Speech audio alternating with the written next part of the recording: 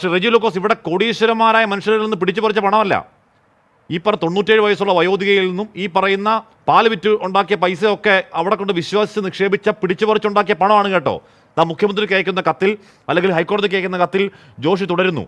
കരുവന്നൂർ ബാങ്കും അതിൻ്റെ ജീവനക്കാരും ഉന്നതരായ നെറികെട്ട കവർച്ചാ സംഘവും ചേർന്ന് തകർത്ത് കളഞ്ഞത് മേൽപ്പറഞ്ഞ പ്രതിസന്ധികളെ കഠിനാധ്വാനം ചെയ്ത് ഞാനും കുടുംബവും തിരികെ പിടിച്ച എൻ്റെ സമ്പാദ്യവും ജീവിതവുമാണ്. ഇതുപോലെ ഒട്ടനവധി മനുഷ്യരാണ് ഇത്തരം സഹകരണ ബാങ്കുകളിൽ പണം നിക്ഷേപിച്ചതിൻ്റെ പേരിൽ ഇപ്പോൾ കടുത്ത പ്രതിസന്ധിയിലായിട്ടുള്ളത്. മണി ചെയിൻ സംഘങ്ങൾ ചെയ്യുന്ന പോലെ ഇത്തരം പല തട്ടിക്കൂട്ട് സംഘങ്ങളിലൂടെ ഇപ്പോഴും നിക്ഷേപ സമാഹരണം നടത്തുകയാണ് ഇക്കൂട്ടർ. ശ്രീ റെജി ലൂക്കോസ്, നേരത്തെ ടി അസഫ് അലി പറഞ്ഞ CR നീലകണ്ഠൻ പറഞ്ഞ പാർട്ടി ബന്ധവും അതിൻ്റെ ഭൂതകാലം ഒക്കെ മറന്നേക്കൂ. ഈ പാവങ്ങൾക്കുള്ള പണം തിരികെ കൊടുക്കാമെന്ന് വാക്ക് പാലിക്കാനെങ്കിലും പാർട്ടി ബാധ്യസ്ഥമാണ്. പറ്റിക്കരുത് അവരെ.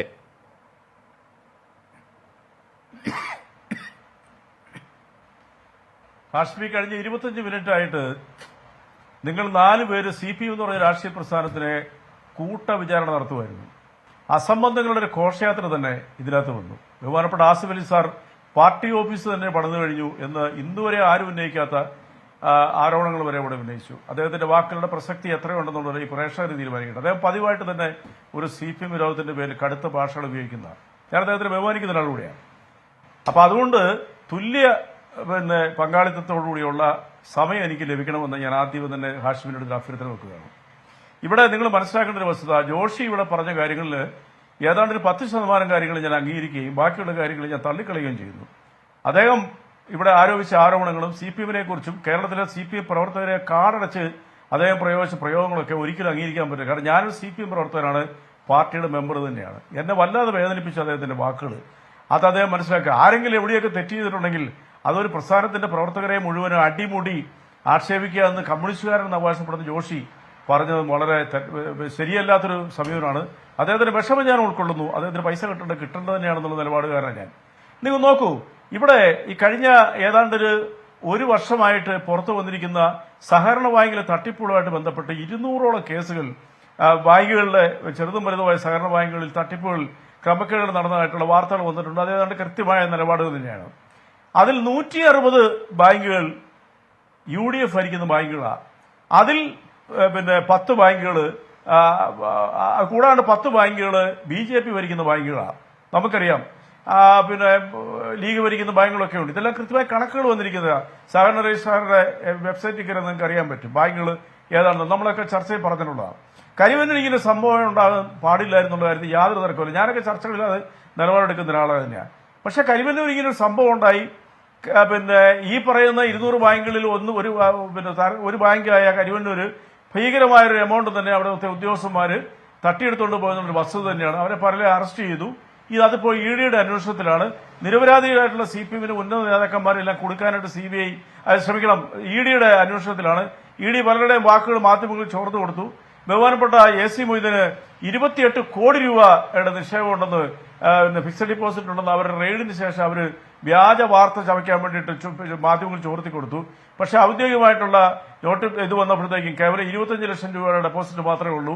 ഏതാണ്ട് 18-19 മണിക്കൂർ AC മൊയ്തീൻ എന്ന് പറയുന്ന ഞങ്ങളുടെ സ്വാധീനനായ ഒരു മുൻ മന്ത്രിയും MLA-യും ജനകീയനായിട്ടുള്ള നേതാവിനെ വലിയ രീതിയിലുള്ള തട്ടിപ്പുകാരനായിട്ട് തന്നെ ചിത്രീകരിക്കാനുള്ള സമയമുണ്ടായി. അതെന്തായാലും പൊളിഞ്ഞുപോയി. അതെല്ലാം പോട്ടെ, കുറ്റവാളികൾ ശിക്ഷിക്കപ്പെടുന്നുള്ള കാര്യത്തിൽ യാതൊരു തർക്കമില്ല.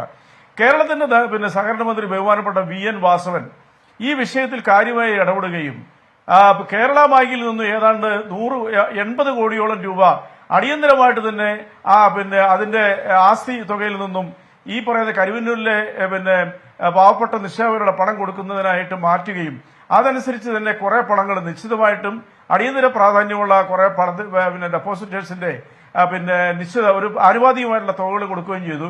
അതിലൊരു ചെറിയ പങ്ക് ജോഷിക്കും കിട്ടിയിട്ടുണ്ട്. കാരണം ജോഷിയുടെ വാർത്ത ഞാനൊന്ന് വായിച്ചപ്പോൾ മനസ്സിലാക്കുന്നത് അതുകൊണ്ട് ജോഷിയുടെ പൈസ കിട്ടിയിരിക്കണം. അത് ഞാൻ ആവർത്തിച്ച് പറഞ്ഞു, ഒരു തർക്കമില്ല കാര്യത്തിൽ. സംഭവങ്ങൾ കേരളത്തിലുണ്ടായി.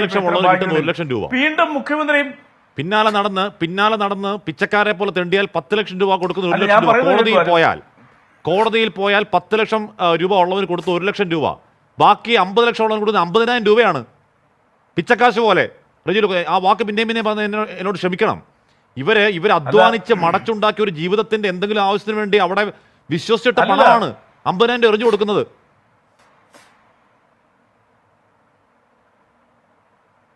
അശ്വി, ഞാനതെല്ലാം ഉൾക്കൊണ്ടോണ്ടാണ് ചർച്ച ചെയ്തിരിക്കുന്നത്. കാരണം സാമ്പത്തികത്തിന്റെ വില എന്താണെന്ന് വളരെ വ്യക്തമായിട്ട് അറിയാവുന്ന ഒരാളാണ് ഞാൻ. ഒരു സഹകരണ ബാങ്കിൽ പിന്നെ അവർ പൈസ പിന്നെ ഡെപ്പോസിറ്റ് ചെയ്യുമ്പോൾ അത്യാവശ്യ ഘട്ടങ്ങളിൽ മരുന്നിനോ അല്ലെങ്കിൽ ചികിത്സയ്ക്കോ അല്ലെങ്കിൽ മക്കളുടെ കല്യാണത്തിനോ വീട് വെക്കുന്നതിനൊക്കെ ഉപയോഗിക്കാൻ വേണ്ടിയിട്ടാണ് ഈ പാവങ്ങളുടെ പണം നിക്ഷേപിച്ചെന്നുള്ളവർക്ക് മനസ്സിലാക്കാനുള്ള എല്ലാ സാഹചര്യങ്ങളുള്ള ഒരു മനുഷ്യരാണ് ഞങ്ങൾ എല്ലാവരും അങ്ങനെ തന്നെയാണ്. പക്ഷെ അങ്ങനെ സംഭവിച്ചു പോയി. അവിടെ തട്ടിപ്പ് നടത്തി കഴിഞ്ഞു. അവിടെ നേരത്തെ ആസിഫ് അലി സാർ പറഞ്ഞ പോലെ തന്നെ ഒരു റിസോർട്ട് തന്നെ വിലയ്ക്ക് വാങ്ങിച്ച ഒരു വിദ്വാനുണ്ട് ഈ തട്ടിപ്പ് നടത്തിയ ഒരു ജീവനക്കാരൻ കോമഡിയിൽ. അതെല്ലാം സീസ് ചെയ്ത് കഴിഞ്ഞു. അവർ പലരെ അറസ്റ്റ് ചെയ്ത് ചിലർ ജാമ്യത്തിൽ പുറത്തിറങ്ങിയിട്ടുണ്ട്.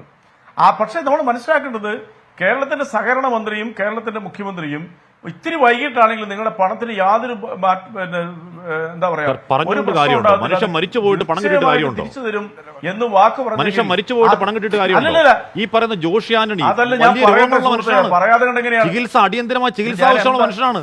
ആ ജോഷിയെ പോലെ 100 പേർക്ക് ഇപ്പൊ ചികിത്സ കിട്ടുന്ന പണത്തിനും എല്ലാവരും മരിച്ചു മണ്ണടിച്ചിട്ട് കാശ് കിട്ടിയിട്ട് ആർക്ക് കാര്യം? റജി,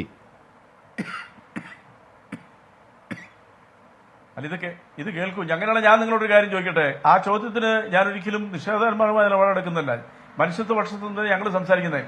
പുൽപ്പള്ളിയിൽ ഒരു ബാങ്കുണ്ട്, UDF ഭരിച്ച ബാങ്കാ. കോടാനുകോടികൾ തട്ടിയെടുത്തു. അവിടുത്തെ അന്നത്തെ പ്രസിഡന്റായിരുന്ന KK എബ്രഹാം എന്ന് പറഞ്ഞ KPCC ജനറൽ സെക്രട്ടറി അറസ്റ്റ് ചെയ്ത് ജയിലിലിട്ടു. അയാൾ ഒരു പാവപ്പെട്ട മനുഷ്യന്റെ 60,000 രൂപയ്ക്ക് അയാളുടെ വസ്തു പണയം വെച്ച് അയാൾ 60,000 രൂപ ലോൺ എടുത്തൊരു കർഷകൻ.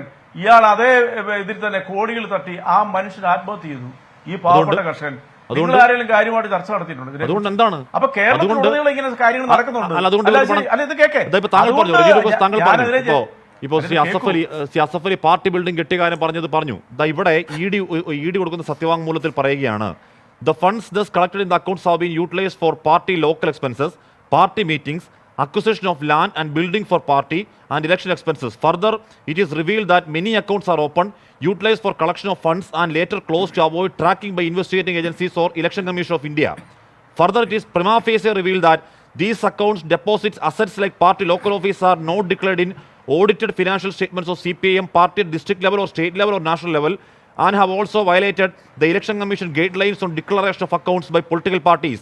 Hence, it is to be concluded that CPIM party has amassed huge wealth and income which were never disclosed എന്ന് പറയുകയാണ്. ഇത് ED രാഷ്ട്രീയ പ്രേരിത നീക്കമാണെങ്കിൽ തോമസ് ഐസക് കോടതിയിലേക്ക് പോയതുപോലെ CPIM എന്തുകൊണ്ട് ഈ അഫിഡവിറ്റിനെ ചലഞ്ച് ചെയ്യുന്നില്ല കോടതിയിൽ? ദിവസം ഇത്രയായില്ലേ? ഈ പണം മൊത്തം കൊള്ളയടിച്ചത് CPIMന്റെ ഉന്നത നേതൃത്വം അറിഞ്ഞുകൊണ്ടാണ്. പണം വന്നത് പാർട്ടിയിലേക്കാണ് എന്ന് പറഞ്ഞ അഫിഡവിറ്റിനെതിരെ എന്തുകൊണ്ട് CPI കോടതിയിൽ ചലഞ്ച് ചെയ്യുന്നില്ല പാർട്ടി? റജി, കോടതി ചർച്ച ചെയ്തിട്ടില്ല എന്ന് എവിടുന്നാണ് ഈ രീതിയിലുള്ള ഒരു അറിവ് കിട്ടിയിരിക്കുന്നത് ആശ്മിക്ക്? അല്ല, കോടതി കരുവന്നൂരിലെ CPIMന്റെ ജില്ലാ നേതൃത്വത്തിലുള്ള പാർട്ടികളുടെ ഭാഗത്തു നിന്നും നിങ്ങൾ പറയാൻ സമ്മതിക്കുക. ആദ്യമായിട്ട് അവരെ കൊണ്ടെല്ലാം സംസാരിച്ചിട്ട് കോടതിയിലേക്ക് CPIM പോയി താങ്കൾക്കറിയോ? എന്റെ അറിവിലെ ആണെങ്കിൽ ഞാൻ തിരുത്താം. താങ്കൾക്കറിയോ? അല്ല ഇത് കേൾക്കൂ, ഞാൻ പറയാനുള്ളത് പറയട്ടെ. എന്റെ വായിൽ കയറിയൊക്കെ തിരികെ പറയാതെ എനിക്ക് പറയാനുള്ള സ്വാതന്ത്ര്യം ആദ്യമായിട്ട് സംസാര സ്വാതന്ത്ര്യം അനുവദിക്കേ. ED എന്ന് പറയുന്ന ഒരു ഏജൻസിയെ വിശ്വാസമില്ലെന്ന് ഈ ചർച്ചയിൽ പങ്കെടുത്ത 2 പേര് പറഞ്ഞു. ഒന്ന് ആസിഫ് അലി സാറും പറഞ്ഞു, പിന്നെ ബഹുമാനപ്പെട്ട CR പറഞ്ഞു. അവർക്ക് പോലും ഇല്ലാത്ത ED താല്പര്യവും പ്രണയവും എന്തിനാണ് ഹാഷ്മിയുടെ ED പ്രണയം എന്താണെന്നുള്ളത് എനിക്ക് വളരെ വ്യക്തമായിട്ടില്ല. അതിലേക്കൊന്നും ഞാൻ പോകുന്നില്ല. ED പറഞ്ഞ പച്ചക്കള്ളങ്ങളുടെ 1-2 ഉദാഹരണങ്ങൾ ഞാൻ ഈ ചർച്ചയിൽ എടുത്തിട്ടു. ED എന്തെല്ലാം കാര്യങ്ങൾ അല്ല നിങ്ങൾ കേൾക്കൂ. ED തെളിയിക്കട്ടെ അങ്ങനെയാണെന്നുണ്ടെങ്കിൽ. ED പറയുന്ന എന്തെല്ലാം കാര്യങ്ങൾ ED ഒന്നാം പിണറായി വിജയൻ സർക്കാരിന്റെ അവസാന നാളുകളിൽ അല്ല ഇത് കേൾക്കൂ, ഇടപെടാതെ തോമസ് ഐസക്കിന് ബോധ്യമുണ്ട് ഇത് നോട്ടീസ് പറ്റേണ്ട കൈപ്പറ്റ ആളുണ്ടല്ല ഞാൻ എന്ന് ബോധ്യമുണ്ടായി. തോമസ് ഐസക് കോടതിയിലേക്ക് പോയില്ലേ? റജി, ഇത് രാഷ്ട്രീയ പ്രേരിതമാണെന്ന് സമ്മതിക്കാം, ED രാഷ്ട്രീയ വേട്ടയാണെന്ന് സമ്മതിക്കാം.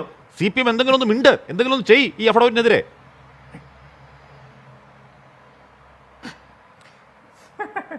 സാഷ്മി എന്തായി പറഞ്ഞത്? EDക്കെതിരെ CPIM അക്ഷരം പോലും മിണ്ടുന്നില്ല എന്നൊക്കെ നിങ്ങൾ ആരെക്കുറിച്ചായി പറയുന്നത്? ഞാനൊരു 100 ഉദാഹരണങ്ങൾ പറയാം. അതിലല്ലേ അത് പറയുമ്പോഴത്തേക്ക് എന്നെ കൊണ്ട് സംസാരിപ്പിക്കുന്നില്ല. 2021 കേരളത്തിൽ ബഹുമാനപ്പെട്ട മുഖ്യമന്ത്രിയുടെ ഓഫീസിൽ വരെ ഞങ്ങൾ കയറി ഇറങ്ങുമെന്ന് പറഞ്ഞ അന്വേഷണ ഏജൻസികളുണ്ട്. സ്വർണ്ണക്കടത്തുമായി ബന്ധപ്പെട്ട എന്തെല്ലാം രീതിയിലുള്ള നാടകങ്ങൾ നടത്തി 2 മന്ത്രിമാരെ വിളിച്ചു വരുത്തി ചോദ്യം ചെയ്തില്ലേ? കേരളത്തിന്റെ ചരിത്രത്തിൽ അല്ലെങ്കിൽ ഇന്ത്യയുടെ ചരിത്രത്തിൽ തന്നെ ഏറ്റവും മോശമായ രീതിയിൽ വേട്ട നടത്തിയ കേന്ദ്ര ഏജൻസികളിൽ 1ാം സ്ഥാനത്ത് നിൽക്കുന്നത് ഈ ഇ ഡി ആയിരുന്നു. ഇതേ ഇ ഡി കോടതി അവസാനം 3 തവണ ചോദിച്ചു, നിങ്ങൾക്ക് വ്യവസ്ഥാപിതമായിട്ട് എന്തെങ്കിലും തെളിവ് ഹാജരാക്കണുണ്ടോ? കെ ടി ജലീലിനെ കുറിച്ച് ചോദിച്ചു. അങ്ങനെ പല കാര്യങ്ങളെ കുറിച്ച് ചോദിച്ചപ്പോഴത്തേക്ക് അവർ അവസാനം അത് ഞങ്ങളുടെ നിഗമനമായിരുന്നു എന്ന് പറഞ്ഞു ഇതിനെല്ലാം എഴുതി തള്ളത്തക്ക രീതിയിലുള്ള മറുപടിയാണ് കൊടുത്തിരിക്കുന്നത്. ഇതേ ഏജൻസി തന്നെ ഇപ്പോൾ പറയുന്നു പാർട്ടിക്ക് വേണ്ടിയിട്ടുണ്ട് സമ്പാദ്യങ്ങൾ നടത്തിയിട്ടുണ്ട്, ഇൻവെസ്റ്റ്മെന്റ് നടത്തിയിട്ടുണ്ട്, ഭൂമി വാങ്ങിച്ചിട്ടുണ്ടെന്ന് പറഞ്ഞാൽ അവർ കോടതി തെളിയിക്കട്ടെ, ആദ്യം ഈ ഇ ഡി തന്നെ തെളിയിക്കട്ടെ. AC മൈദിനെ കുറിച്ച് പറഞ്ഞ ആരോപണങ്ങൾ നിങ്ങൾ വരെ പ്രക്ഷോഭണം ചെയ്തല്ലേ കേരളത്തിലെ, ക്ഷമിക്കണം 24 അല്ല മറ്റൊരു ചാനല്, ഏതെല്ലാം രീതിയിൽ മോശമായ രീതിയിൽ ചിത്രീകരിച്ചു AC മൈദിനെ കുറിച്ച്. ഇതേ ഏജൻസിയല്ലേ പരസ്യമായിട്ട് അല്ലെങ്കിൽ ഈ പറയുന്ന മാധ്യമങ്ങൾക്ക് ചോർത്തി കൊടുത്തത്? എല്ലാ മാധ്യമങ്ങളും റിപ്പോർട്ട് ചെയ്തിലും കേരളത്തിലെ ജനങ്ങൾ തിരിച്ചറിയുന്ന ആ വാർത്ത ജനങ്ങളിൽ എത്തിക്കുന്ന രീതിയിൽ പ്രക്ഷോഭണം നടത്തിയില്ലേ? എന്നിട്ട് അവസാനം പിൻവലിച്ച് 25 ലക്ഷത്തിലേക്ക് വന്നില്ലേ? ആഷ്മി ഒന്നും അറിഞ്ഞില്ലേ? അപ്പൊ അങ്ങനെ പച്ചക്കള്ളങ്ങൾ പറഞ്ഞ് തെരഞ്ഞെടുപ്പിനെ ലക്ഷ്യമാക്കിക്കൊണ്ട് കേരളത്തിൽ വീണ്ടും എത്തിയിരിക്കുന്ന അന്വേഷണ ഏജൻസികള് എനിക്ക് ഒരു വളരെ വ്യക്തമായ ഒരു കാര്യം പറയുന്നത് രാഷ്ട്രീയമുണ്ട്. കരവന്നൂരിൽ നിന്ന് പണം അടിച്ചെടുത്തിട്ടുണ്ടെങ്കിൽ, പാവപ്പെട്ടവരുടെ പൈസ കൊയ്ത്തുമതി നടത്തി കൊണ്ടുപോയിട്ടുണ്ടെങ്കിൽ ഒരു സർക്കാർ ഉത്തരവാദിത്തമുള്ള സർക്കാർ ഏറ്റെടുത്തിരിക്കുന്നു, ആ പൈസ തിരിച്ചു തരും. ഇത്രയും ഭീമമായ എമൗണ്ട് ആണ്. ഘട്ടം ഘട്ടമായിട്ട് തിരിച്ചു തരും. അനുമതിയുടെ ഒരു ആവശ്യവും കോടതി കൊടുക്കേണ്ട കാര്യമില്ല. പക്ഷേ ഇവിടെ ഇത് രാഷ്ട്രീയ പ്രേരിതമാണ്, ഇഡിക്ക് രാഷ്ട്രീയ നേട്ടങ്ങളുണ്ട് എന്നൊക്കെ സമ്മതിക്കുമ്പോൾ പോലും മുഖ്യമന്ത്രിയുടെ മകൾക്ക് ഈ പറയുന്ന കരിമണൽ മുതലാളി എന്തിനാണ് ചെയ്യാത്ത സേവനത്തിന് പണം കൊടുത്തെന്ന് ചോദിക്കുമ്പോൾ അത് കേന്ദ്ര ഏജൻസികളുടെ രാഷ്ട്രീയ വേട്ട. എന്തുകൊണ്ടാണ് ഈ പാവങ്ങളുടെ പണം കൊടുക്കാത്തത്? എന്തുകൊണ്ടാണ് ഇ ഡി ഈ പറയുന്ന കാര്യങ്ങളൊക്കെ എഴുതി കൊടുത്തിട്ട് അതിനെതിരെ കോടതിയിലേക്ക് പോകാത്തതെന്ന് ചോദിക്കുമ്പോൾ അത് ഇ ഡിയുടെ രാഷ്ട്രീയ വേട്ട എന്നൊരൊറ്റ പ്രതിരോധം എപ്പോഴും വെറുക്കില്ല കേട്ടോ റജി. ഞാൻ തിരികെ ഇടവേളയ്ക്ക് ശേഷം.